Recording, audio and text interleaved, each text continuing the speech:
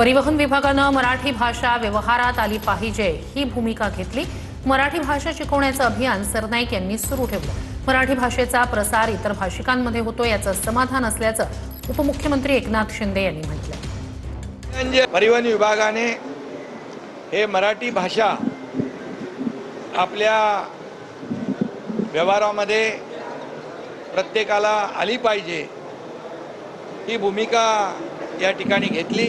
हे अभियान जे आहे परिवहन विभागाने प्रताप सरनाईक मंत्री यांनी आणि त्यांच्या विभागाने हे अभियान जे आहे शिकवण्याचं हे साहित्यिकांना घेऊन मराठी भाषेतले तज्ज्ञ असतील, लेखक असतील, या सगळ्यांना घेऊन हे अभियान सुरू ठेवलं होतं। आणि त्यामध्ये आज मुख्यमंत्री महोदयांनी त्या बऱ्याचशा लोकांच्या मागणी लक्षात घेऊन त्याला मुदतवाढ दिलेली आहे। यामध्ये मी आपल्याला एवढंच सांगेन की मराठी भाषा तिचा प्रचार आणि प्रसार अन्य भाषिकांमध्ये देखील मोठ्या प्रमाणावर होतोय याचं समाधान आहे।